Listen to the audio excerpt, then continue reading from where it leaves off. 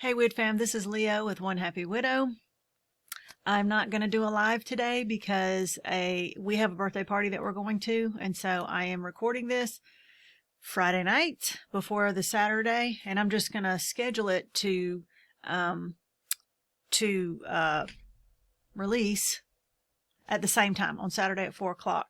So I'll send out this link to everybody, and so the only difference is won't be live, we won't have a chat this time, but I still have something that I want to talk about today. So I just didn't want to leave you hanging with nothing to watch or listen to on Saturday at 4 o'clock. So since it is late and it's Friday night and I'm tired, I'm not going to try to, even though it's pre-recorded, I'm not going to try to do a lot of background music and all the words and stuff like that, because I'm a perfectionist. It would take me forever.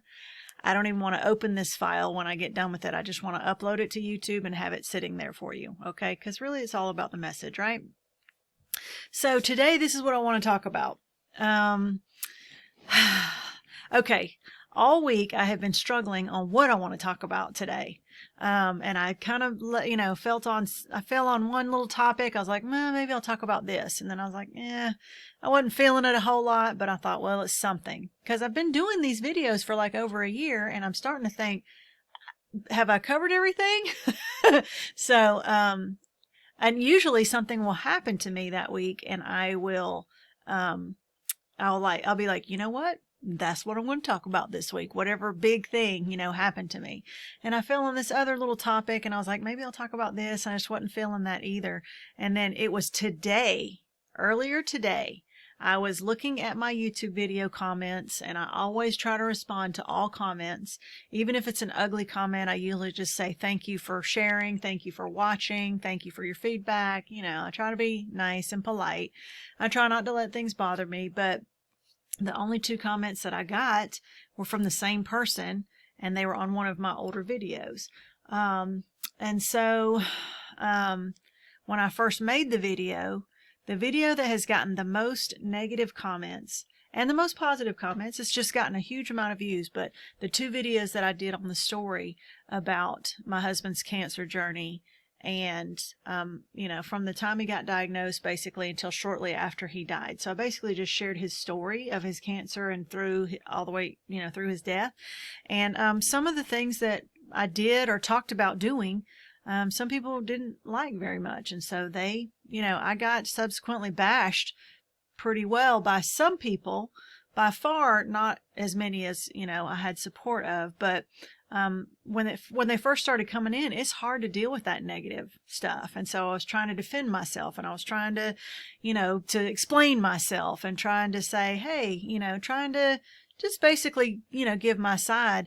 And then I finally realized that I don't owe those people any explanations for what I did or how I felt or how I acted. I was simply explaining what I had done and what I went through based on what I knew and felt at the time. And I wasn't saying I was proud of everything that I had done. I was just sharing my experiences. And so finally I just stopped responding to all the trolls and the negatives and stuff like that. And for the most part, it died down. And most of the time, even if there's something semi-negative, I can usually let it roll off my back and not really worry about it, because any comment on YouTube is what YouTube calls engagement. They don't care whether it's positive or negative. It's just if people are responding to your videos, then that, YouTube likes that. So I usually just let it go. But anyway, this week, it has been a very stressful week. My job specifically has been real stressful. This is like the hardest teaching week that I've had probably this whole year. It just was a lot of meetings and a lot of paperwork and just a lot of crap, And so I've been really stressed out, and my patience level, I guess, has just gone down.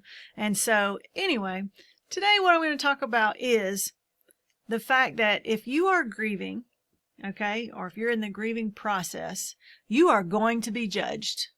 It's as simple as that. And it does not matter what you do. It doesn't matter if you choose A, behind door number 1, behind door number 2, behind door number 3, or no doors at all, or don't do anything. You're going to be judged. And the people who love to judge you are the people who are not widowed. Isn't that weird? Isn't that funny?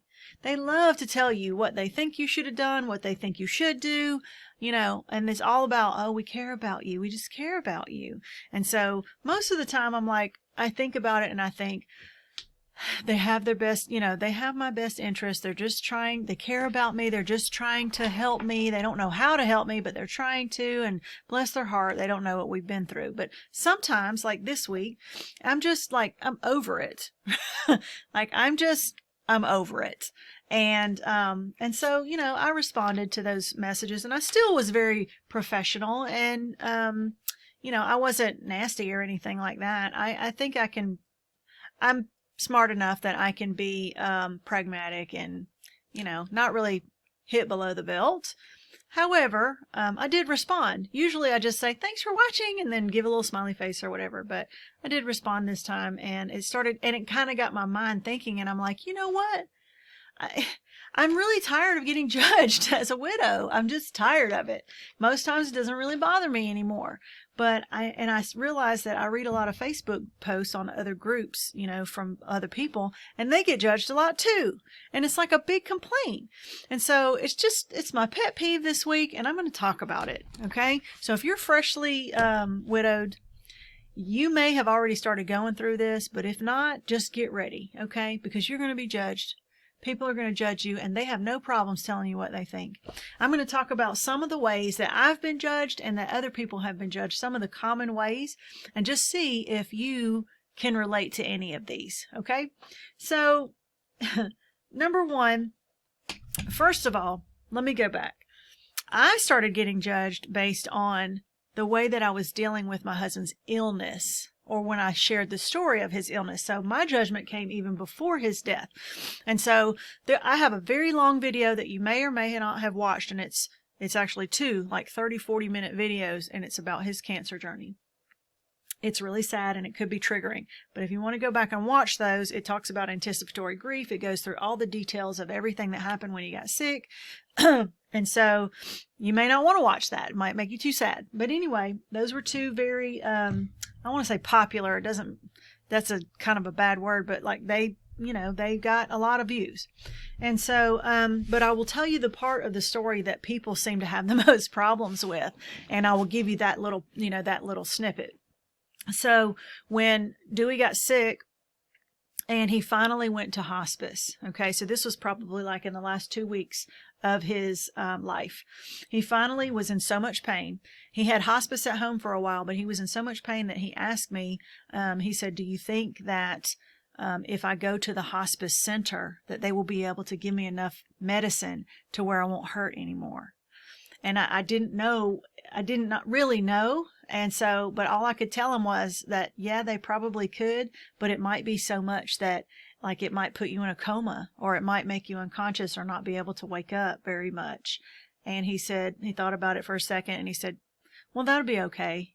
So when he said that, I knew that he was ready. Like if he'd rather be in a coma than to feel the pain he had been feeling, then it was time for him to go to hospice. So we called and arranged, and they had him picked up and they took him. Well, at that point, I was in the middle of summer vacation. So I wasn't teaching. I wasn't working. It was right in between the school years. So timing wise, it was convenient for everything that was going on. But my oldest daughter had moved back in with us. She had recently graduated and was from high school and was in college and was living with my mother. She moved back in with us when he got sick to help me with the kids. And my kid's grandmother, I don't call her mother-in-law anymore, but at the time she was my mother-in-law, Dewey's mom. She moved in with us too to help. She moved in basically to help me with him so that I could manage going to work, keep my job, keep our benefits and things like that, and help me out with the kids too. And so really she came to spend her last months with her son. And so that's really what she wanted to do. She took him to his chemo appointments and his doctor's appointments because I had to work. I didn't have much leave. And so, basically she did that. When he went to hospice, we started on a shift so that she would be there sometimes and I'd be at home with the kids taking care of stuff, and she would stay with him and visit him. He wasn't hardly ever there by himself. And then she would come to the house and keep the kids, and I would go stay with him for a while. And we would bring the kids there to visit him, but they would go in and visit him for a few minutes, and he wasn't very responsive, and he didn't look like himself, and his voice was very weak, and he was slept a lot, and there was nurses and stuff, and he's hooked up to an IV, and he was in a hospital type situation, and he didn't look very good, and he didn't sound very good, and it wasn't fun, right? And so, and when I say that, I'm probably going to get bashed for saying that, but the reason why I'm saying that is, the point is, my kids did not want to go to hospice and sit next to their dad's bed and watch him die day after day after day after day. They didn't want to be there. Even when they went there, they would visit with him for a few minutes, and then they'd say, "Can we go to the waiting room? There's like a little reception room, out there with a little couch and some music and a fan and some plants." I mean, it was kind of boring, but it was just sitting there like by themselves. So they would go see him for a few minutes, and then they would go to the room next door and just sit on the couch, lay on the couch, play and look on their phones, sit there, and they'd come and they'd say, "When are we going home? When are we going home? When are we going home?" They didn't want to sit there and watch him. They had visited with him, but they didn't know how to act. He couldn't really talk to them very well. And so it was hard on them, and they did not want to be there. And so finally, they would just stay home. And so his mom and I would just kind of switch places, and she'd go to the house and watch the kids while I went to the hospice, and back and forth. And then every day or two, we would take them for a few minutes and let him visit with them, let them visit with him, and then, start all over again. So again, we're not sitting vigil by his bed with the kids. I don't feel like that was in their best interest. And in addition to that, maybe I didn't explain this as well in the other video, but we lived far away from the hospice. We lived 2 counties over, 1 county over, 2 towns over from hospice. It was a 40 to 45 minute drive from where he was to our house. Our house was in the country. We had spotty internet, spotty phone service, even in our house and around it and in the neighborhoods around it and all the areas around it. Didn't matter where you were, you're going in and out of spotty internet. So in the story that I was telling, I was riding around with the kids. Let me go back one more second. In the last few days, his mom wanted to be with him, and she did not want to be with the kids. She did not want to spend the time with the kids while having me over with Dewey visiting him with him. She wasn't having it. She just wanted to be by his bedside and stay there the whole time. And so she started being mean to the kids. So when I would go to the hospice center and she'd be with the kids, she'd be saying mean things. She'd say things like, she'd be on the phone talking and say, "Well, I guess I got to go take the brats to the pool because they want to go swimming." And they would hear her say that. She would make comments like, "Well, maybe I'll just stop taking my heart medicine and I'll have a heart attack and then I won't have any more problems anymore." She has, I don't know what kind of issues, but she would say things. She's very immature. So she would say things in front of the kids and it would hurt their feelings. And I know it was her pain because she was losing her only child. I know why these feelings were coming up. But she could not refrain from keeping her words from coming out and hurting the children, hurting their feelings.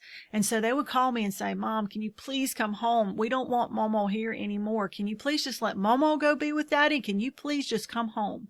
And it was killing me. And so finally she was like, "I'll stay with him. I'll stay with him. I'll stay with him." So instead of doing the shift work, she just stayed with him, and I would go to see him every day for a few hours and then go back home. Sometimes I'd take the kids with me. If I wanted to stay a little longer, I would leave them at home and I would come back. This is how the whole thing worked out. So the day that he died, I was riding around with the children close by our house. We were just riding in the country, getting fresh air, looking at the flowers, looking at houses, going through neighborhoods, just talking, getting our minds off of things. The day before, when I had left hospice, the nurse told me it's not going to be anytime soon. His heartbeat is strong. His oxygen level is high. She said his vitals are higher than mine right now. He's not going anywhere anytime soon. Go home, be with the kids. Don't worry. If anything changes, we'll let you know. Okay, so I went home. We were riding around with the kids. We went through spotty internet, sections and phone sections, and I went through a clear zone, and that's when I got a text from her, and I got a phone call from the nurse right about the same time. Her text came through. She had already told me, "You can come back now. He's gone to heaven." But right when that text came through, the phone call came through, and the nurse said, "You need to come. There's been a change." Well, I already knew what the change was. But like I said, we were 45 minutes away. So the rest is in the video. But this part of the story is what everybody has a problem with when they hear it. They say things like, "Why were you so far away when you knew he was dying and he could go at any time?" Well, I lived far away. I lived 45 minutes away. Why were you not by his bedside? Why were you going out when you knew your internet was spotty and your phone was spotty out in the country somewhere when you knew that you were waiting for a call for your husband? Well, I wasn't waiting for a call for my husband. The last thing I had been told was that he wasn't going anywhere anytime soon, and I couldn't get away from the spotty internet. It was just there. That's where we lived. The reason why I was so far away, that's where my home was. And again, you know, when people will say things like, "You should have had your kids there by their dad's side." Well, he wanted them by his side when he passed, but they didn't want us. It could have been 1 day. It could have been 10 days. It could have been 20 days. We didn't know how long it was going to last. The doctor said he was so young, he was 42, that even though the cancer was bad, his vital organs were so still young and healthy that his body, he said his heart was so strong, he wasn't a smoker or anything, his heart could keep beating for weeks. And he might not be awake, he might not really be eating, but I mean, his body could hang in there for a long time because he was so young and otherwise healthy. So basically, you know, he said what would kill him would be when he finally stopped eating and going to the bathroom and being able to get up and drinking and things like that. And after that happened, it was a few days. So anyway, but people love to post on there and scold me for not being by his side and then daring to complain because his mother sat by his body for 3 hours before she told the nurse, before she texted me, before she told anybody that he was even gone. And the nurse had come in there that morning and said, "Oh, his vitals are going down fast. You need to call his wife and let her know." She said, "Okay." And she didn't. And she waited. And then he died. And then she waited 3 more hours. And then she texted me when the nurse came in and checked and said, "Oh, he's gone." And then his mom said, "Yeah, he's been gone about 3 hours." So she was like, "Oh, I need to call his wife." Right when she went to go call me, his mom texted me and said, "Oh, you need to come." Okay, so if that kind of all that makes sense, that's a long story, but that's just telling you what happened. Maybe that's still not an excuse. I don't know. I mean, if you want to say that I should have sat there with my 4 children and had them sit there day in and day out and hour after hour after hour and watch their dad waste away in front of them, not having any conversation and just waiting and watching the watch, waiting for him to die, to watch him die. Maybe you would want to do that. Maybe you should do that if that ever happens with you and your kids. If you're somebody who's not widowed, when your husband gets sick and you have children, then you go take them and sit them by the bed and let them watch him die. Okay? And so nobody can judge you for that. But I felt like that was not in my children's best interest. And that's the decision I made. I stand by that decision. When he got sick when he was sick and I didn't know that he had cancer and he had a stomach ache and he asked to go to the hospital and I didn't take him. Yeah, I got scolded for that too. And in hindsight, yep, that was a mistake. And I should have taken him to the ER myself and I should have had him whatever. But we had no idea he had cancer. He was 42 years old and otherwise in good health. He had stomach aches every couple weeks. He always had a stomach ache, was always complaining about indigestion and stomach aches. So should I have taken him myself to the hospital instead of telling his mom to take him? Yep. But I was going by the information that I had at the time, and I was doing the best I could. Hindsight's always 20/20, and it's so easy to judge somebody else for the mistakes that they made. Well, I would have done this, and you should have done that. Well, you weren't with me. You were not me, and you were not in that situation. And Lord help you if you ever are, because most of the people who are judging me over all these things, it's because they haven't walked a mile in my shoes. They haven't gone through what I went through. If you're watching this and you are listening and you're one of my regular listeners, you probably do understand what I went through. And you probably wouldn't judge because you know what it's like. So that's like my little part of the story that kind of got me going. and then got my mind like, oh yeah, and this, and this, and this, and this. Like, I'm salty today. I'm sassy today, and I have had enough of this. I've had enough. And next week I'm going to be fine again, and I'll be my regular, like, calm, nice, professional self. But I'm going to rant today because I'm over it. And I've got my notes, and it took me like 5 minutes to write these notes because I was like, yeah, and this, and this, and this. So I got 11 things written down already. All right. So first of all, here's my list. Okay. If you're grieving and you're widowed, you're going to be judged. So just get ready. You probably already are being judged. And so you're probably like, yep, I've been judged about this, this, and this, and that. Okay. So just get ready. The first thing is people are going to judge you for the way that you deal with the funeral arrangements. Hold on. I'm just getting started. Yeah, they're going to complain about the casket that you choose, whether you decide to cremate them or not, where you decide to bury them, what the headstone says, who's going to be invited to the funeral, whether it's going to be an open casket or not, who's going to be allowed to whatever, if you're allowed. It doesn't matter. Whatever decisions you make about the funeral, somebody's going to have a problem with it, and somebody's going to want to come in, some other family member, probably their mom, is going to want to come in and put their 2 cents in and say, well, we should do this and we should do that. It doesn't matter what you do.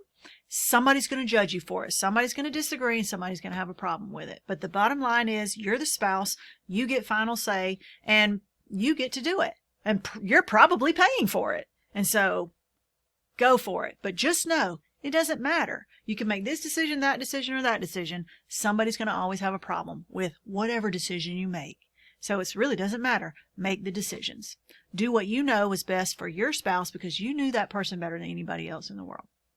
Number 2, people are going to judge you for the way that you express your emotions. Okay? If you act angry, people are going to tell you you shouldn't be angry. If you act sad and you cry a lot, people are going to say you shouldn't cry so much. It's time to get over it. It's time to move on. It's time to live your life. If you don't cry enough, they might not say it to your face, but they'll say it to everybody else. They'll be like, can you believe that I don't even think she shed a tear. I don't even think she cried one bit. So if you cry too much, they're going to judge you. If you don't cry enough, they're going to judge you. If you are angry about things, they're going to judge you. If you get salty, they're going to judge you. If you wear widowed shirts with little sayings on it, about having a dead husband, they're going to judge you. If you make a joke about death or being a widow, they're going to judge you. If you call somebody out for saying something nasty to you, they're going to judge you. It doesn't matter. However you express your emotions, if they've never been through it, they do not understand. I don't feel like they have a right to judge, but they're going to do it anyway. So however you express your emotions, guess what? Always going to be wrong. It just is. So how you deal with his stuff. If you hold on to it for too long, people are going to be like, oh my gosh, she's got a shrine to her husband in there. Have you seen it? I don't even think she's moved one single picture. His closet's still full of clothes and it's been 3 months. If you keep his stuff, people are going to think you have a shrine and that you're not moving on. If you get rid of his stuff, they're going to be like, oh my, she's already gotten rid of all his stuff. She's just trying to forget him. So it doesn't matter whether you keep it, whether you get rid of it, what you do with it, whether you display it or whether you hide it, whether you store it. People are going to judge you. It doesn't matter. All right. Number 4, if you make any big changes in the first year, because that whole thing is, don't make any changes in the first year. Don't go on a date. Don't move. Don't sell your house. Don't change your job. Don't, make any big financial decisions. Okay, I know for some people they probably shouldn't in that first year or however much. But that's not a blanket statement. You cannot say that is true for everybody. Some people, like for me, by the time Dewey died, I had already been grieving for several months. I was well into the grief process. I had to get out of the house I was in because I was renting. It was infested with rats. It had been infested with rats from the time we moved in, and we didn't know, and we couldn't get rid of them because they lived in the walls. And like I said, we were renting. And so we were ready to get the hell out of that house. And I was just waiting for life insurance money so I could get a new house. And so that's what I did. But of course, people judged me for that because we moved too soon, or, I picked too big of a house, or, she's living it up now, because even my grandmother said something about how, well, the first Christmas after Dewey died, she said, well, we didn't get you anything for Christmas because we know that you don't have no money problems because you got all that life insurance money. So we figured you didn't need nothing. So we didn't give you nothing. Well, thanks. Not even a Christmas card? And all the money, and your sister, she's really struggling. So we just took the money we were going to give to you for Christmas and we just gave it to her. Well, thanks. So, okay. I don't even know what to say about that. So if you get life insurance, then people are going to think that you're the widow who throws the money in the fire to keep warm, and that you're living in the high life because, you don't have a care in the world anymore because you ain't got no more money problems. So, it doesn't matter whether you don't do anything or whether you do, people are going to judge you for it. Your ring. Everybody's got an opinion about what you should do with your ring. Should you keep it on? Should you take it off? Should you put it on your other hand? Should you make it into a piece of jewelry? No matter what you do, people are going to be like, oh, well, she didn't waste any time taking that ring off. Or, I noticed she doesn't even wear that ring anymore. Or, can you believe he's been dead for 6 months and she's still wearing that ring? It doesn't matter when you change the ring or what you do, somebody's going to have a problem with it and you're going to be judged. Here's a big one. This is one that I see all the time, and it has caused me to basically stop posting my stuff on my personal Facebook page. Very rarely. But when you post about your late spouse on Facebook, you are going to get it. Especially if it's been more than 6 to 12 months. Okay? So if it's been like over a year and you post on Facebook that you're missing your husband and you're really sad, people are either they're going to say something, or they're going to say something behind your back, or they're going to post right as a response right under yours and say, well, you are living in the past and it's time for you to move on. Like, I have seen so many people post on Facebook that says, I cannot believe I posted such and such on my personal Facebook page and my family or my friends said it's time to get over it and suck it up and move on, or whatever. Like some people have said the nastiest things when we express our emotions on Facebook about missing our spouse. You could miss your spouse 10 years later and put a post about it. That does not mean that you haven't moved on or whatever. We never really move on, but it doesn't mean that you're stuck in your grief just because you post something on a special day and that you're remembering them. It doesn't mean that you're not healed or that you're not doing something right because you have a milestone that you post, or something that you saw on the side of the road, or a song that you heard on the radio reminded you of them, and it was a sweet moment or a sad moment, or you shed a tear or whatever, and you share that on Facebook. Let me just say, you probably shouldn't. Post it on our Facebook group with other widows and stuff, but you can forget about posting all of your stuff on your Facebook, on your personal Facebook, because somebody's going to judge you for it. Somebody's going to say something negative and it's going to piss you off. And then it's just going to start this whole roller coaster, like where I am right now. Like, I'm on my soapbox right now and I'm like, yeah, I'm over it. Can you tell I got started today? Like, I'm getting this out of my system and I'm doing it. This is better than therapy right now. So every once in a while I'll post some stuff on my Facebook, and I try to keep it, diplomatic or whatever you can want to call it. And I try to keep it sweet and lighthearted, but I don't ever go on Facebook and talk about how sad I am, or how I'm crying so much today or whatever, because I do not want to deal with the judgment from the people who have no idea what I'm going through and have no right to really say it, but they do anyway. All right. Your grief timeline. So this kind of goes along. This is kind of it's an overarching theme with everything else. So people are going to judge you if you don't move forward fast enough. People are going to judge you if you move forward too fast. There's no right answer for anybody, okay? Because no matter what you do or how long it takes you to do it, somebody's going to have a problem with it. So get ready. Okay. If you don't move through your grief fast enough, somebody's going to be like, no, it's time. It's time for you to, put your big girl panties on and, move forward, move on. It's time.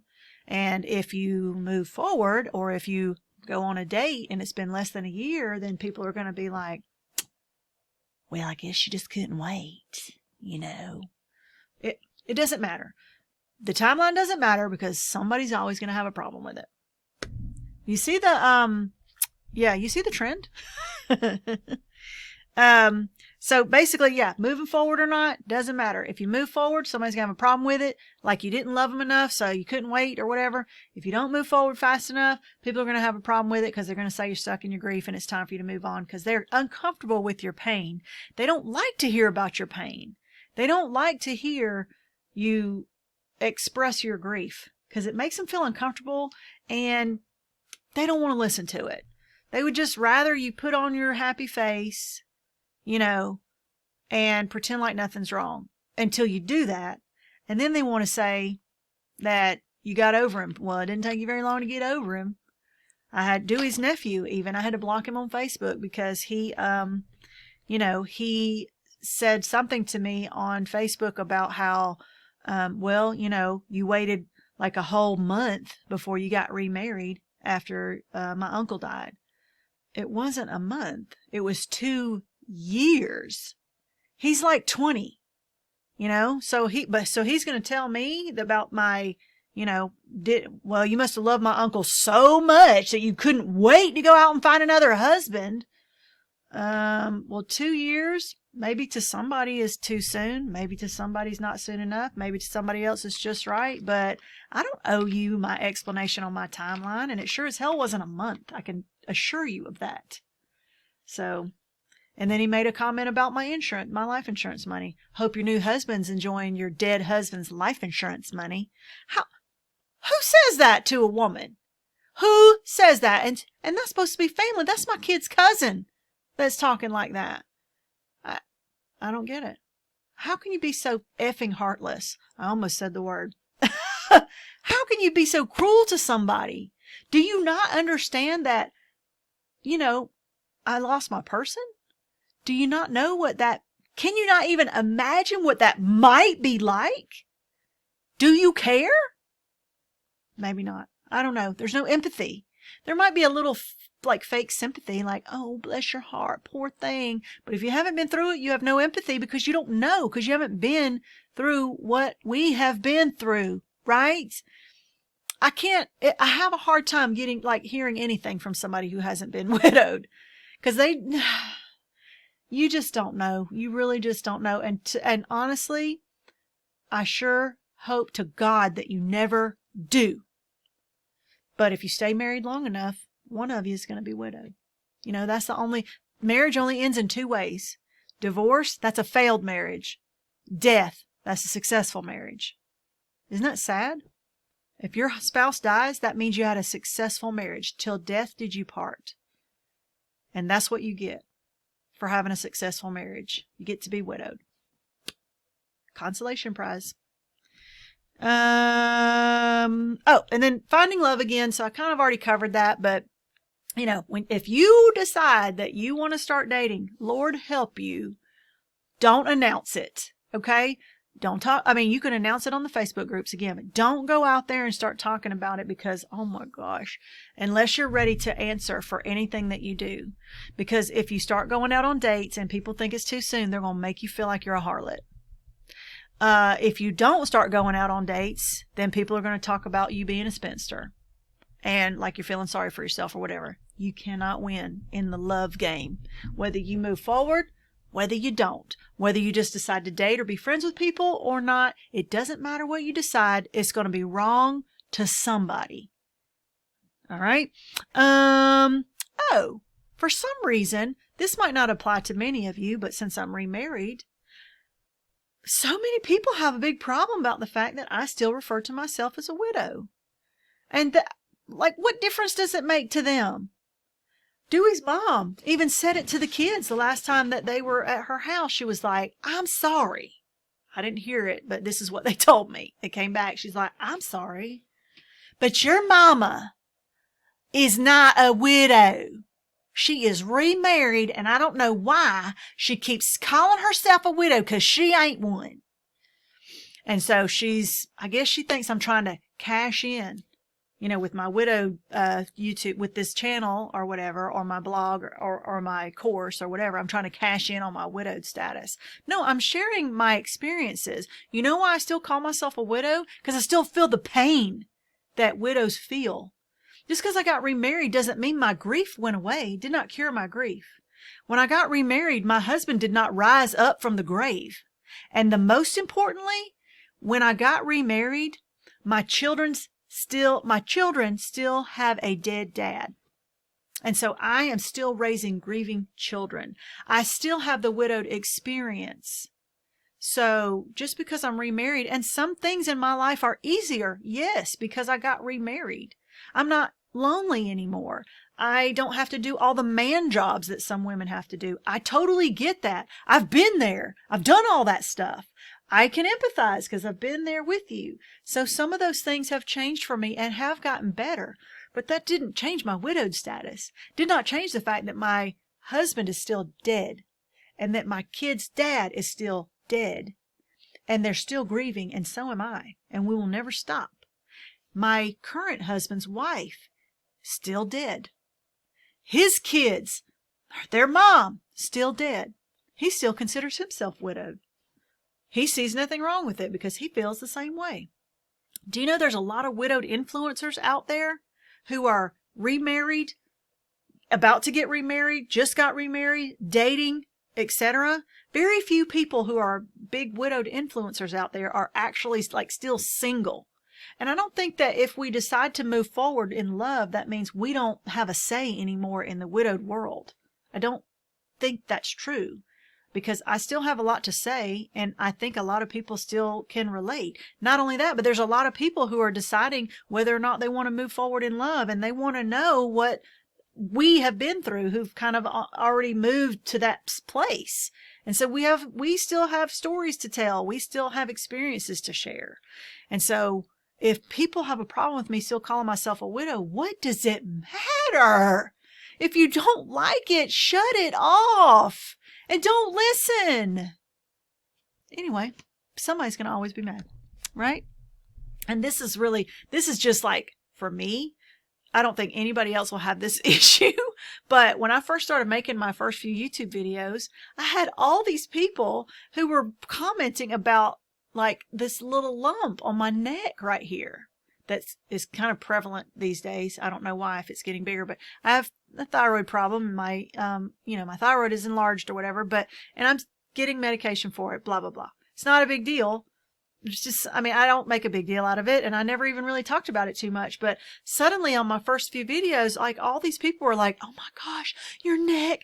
Oh, you have this big lump on your neck. Have you been to the doctor? I'm so worried about you. And I'm thinking, this is really weird. I'm trying to talk about my widowed experience, and these people are concerned about a lump in my neck that I really never noticed until they all started talking about it. So I was addressing it. And then later, way later, come to find out, I guess, there's some kind of troll group. There are trolls that they have something in common, and they go out and look for certain things. And apparently there's I don't know, a neck lump group. They go out and they're like, hey, watch this one. We found a lump. Go look at this video. You can see a lump. And so they all go and they all comment just to bother you or scare you, or it's a troll thing. I didn't know this at the time. I was like, oh my gosh, I got another comment. Somebody's talking about my neck. And it really, it was just the trolls. But I didn't know it was a thing, And now I realize it. And now I don't hardly ever get any more comments about it because I guess it's on to something else. But guess what? Those neck trolls, they boosted my channel by thousands of views right after that happened.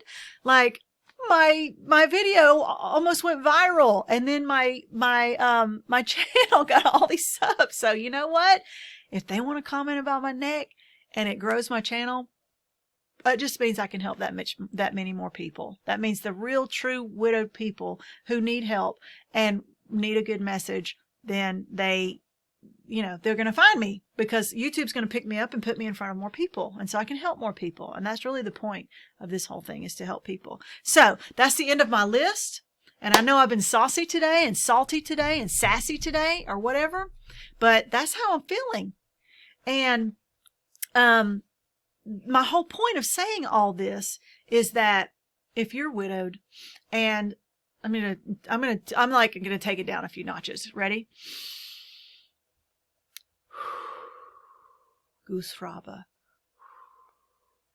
Okay. I'm lowering my blood pressure. I'm lowering my tone of voice. I'm going to try to bring things down. I'm going to de-escalate my anxiety and my stress right now. Okay.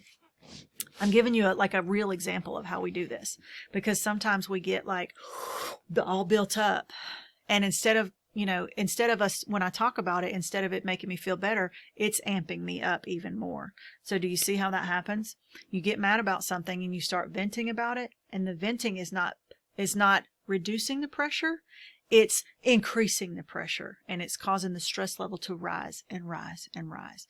The same thing can happen with grief, stress, anxiety, etc. Okay? So I'm going to purposely take a deeper breath, slow down my speech. I'm going to turn down the volume of my speech, and I'm going to calm myself down. The whole reason why I went through this list today, I really do feel this way. None of this was fake. I was feeling sassy. I was feeling salty, but I do need to tone it down, and I need to get back to a level. I don't need my blood pressure to be high. The medication that I take already rises my blood pressure, and I don't want that to be an issue. I don't want to let the actions of others that I don't even know and don't even care about affect my day, because I have enough to deal with. So, people who come out and want to trash me or trash talk me, I gave a whole video on this because a couple of comments on my YouTube video set me off. And now I made a 45-minute video about it. And I'm thinking that person took control over my emotions, and I don't even know them. And I allowed that to happen. But I did want to say those things, because if you are widowed, especially if you're freshly widowed, strap on your seatbelt, because those things are going to happen. Maybe not all of them, but they're going to happen. You're going to experience those things. The whole point of it is that you do have to learn to grow a thick skin and to, I don't really want to say ignore, because you can't ignore it. I mean, you cannot hide yourself from the world and just blah, blah, blah, blah, blah, blah, blah. You really can't ignore it, but you're going to come across it, and for your own benefit, it will do you a good service if you will just learn to understand that there's a reason why somebody like that is saying those things, and it probably has nothing to do with you. It shows more about their character by what they say about you than my character. When somebody insults me about the way that I was grieving my husband, that says more about them than it says about me, honestly, especially if they're not widowed. It just shows their ignorance, that they really don't know. And it shows their lack of grace and empathy and sympathy. Because they dared to say something like that to somebody who's grieving the loss of their spouse. And so I wonder, does misery love company because that person is depressed or they're having their own issues and it makes them feel better to bring someone else down? I don't know. I don't know what's going into the lives of those people. But most of the time, I can just chuckle about it, laugh about it, or say a little joke about it, or just say, oh, those who don't, what does Dr. Seuss say? Those who mind don't matter, and those who matter don't mind. I try to think about that. If somebody wants to say something nasty to me, I don't need them in my life. So if I don't even know them to begin with, then I don't want to get to know them. And if I do know them, then I can limit the interaction that I have with them. But the point is, however you decide to grieve, it's okay. No matter what somebody else says, if they say it's wrong, they're wrong. Okay? Because however you need to grieve is however you need to grieve. And there's no right or wrong way to do it. Like, we're just doing it. Grief is just something that you're doing, and you don't know how until you do it. And it's not like you can learn how to grieve. It's not like you can practice how to grieve. You learn it when you're doing it. And then you maybe start to realize that whatever you're doing is maybe not healthy for you. So then you make a change so that you can be better and you can feel better and all those things. Like the pivot course is perfect for that. It teaches you how to take your brain and switch it, and talk to yourself in a different way. Stop, turn, change your attention, all those types of different things. And so, like I said, most of the time I can let it roll off my back, but every once in a while I'll have a day like I had today. I was just not having it, and I needed to get it out of my system, and now I feel better. And now I'm going to, bring myself back down to my calm, nice self. But you do you. Grieve the way that you need to grieve. As long as you're not hurting yourself, as long as you're not hurting other people, then however you need to grieve is however you need to grieve. If you need to keep the stuff in your closet for a year before you get rid of it, do it. If you need to get rid of it the week after the funeral or the day after the funeral, do it. If it makes you feel better, if it makes you feel comfort, or if it takes away a pain, or if it's something you just feel like you need to do right then, do it. And be ready, because people are always going to judge you, because it doesn't matter. It doesn't matter if you do it this way or that way. Somebody's always going to have a problem with it. So what you need to do is what's best for you. Whatever makes you feel better, or whatever makes you able to handle the day, then do that. And if you can't handle the judgment, then maybe just don't talk about it as much. Like, don't put your stuff out on the public Facebook if you can't handle, the judgment from people. And I'm not saying that to scold you. I'm just saying, like, I don't put a whole lot out there because I don't want to deal with the judgment. I don't talk about my grief a lot because I don't really want anybody to, bother me about it. And so I talk about it a lot on this channel, but I don't talk about it in conversation with people that I know very much anymore. And so it doesn't matter what you need to do. Do what you need to do to make you feel better. If you're not sure what to do, that's when you need to go seek help. Find a resource. Contact me and I'll help you find a resource. I can be a resource, and if I can't be a resource, I can help you find somebody that can help you, or something that can help you, or some activity, or something to read, or something. But until then, do what you got to do. And don't worry about the judgment, because I hate to say it, it ain't going anywhere. You're not going to be able to make it go away. And even if you could act differently and make people stop judging you, why should you do that? That's not good for you. Are you trying to make things better for yourself, or are you trying to make things better for all the other people who are watching you? Sometimes I feel like I'm a circus freak because I'm the young widow that everybody's watching. They're like, oh, let's see what she does next. And you might feel that way too sometimes. So I'm just saying, try not to, I don't want to say ignore, because you can't ignore. Try not to worry so much about what other people think or say. Because once you understand that someone is always going to have a problem with what you do or how you act, and you realize you can't win with those people, with either these people or these people or these people. You can't please everybody is my whole point. You cannot please everybody, and you shouldn't try. Please yourself. Make yourself better. And then you can start to make other people feel better and help those that need help. All right. So that's my lesson for today. You saw a side of me today that you might not have seen before. So I was just having a salty day today. We all have those days sometimes. So something rubbed me the wrong way, and boy. Okay. So that's going to do it for this week. I'm sorry about the live. It happens sometimes, but I got to go out and celebrate birthday. One of our friends from church, their daughter's turning 16, sweet 16. So I'm hoping my son will come with us and meet her. Just saying.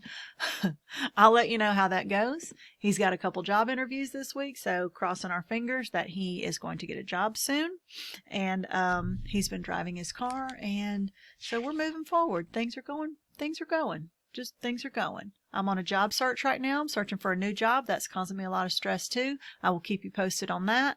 I made an announcement that I was not going to return to teaching next year, and then a bunch of stuff happened at the house that's costing us a lot of money. And so now I'm going back to work next year.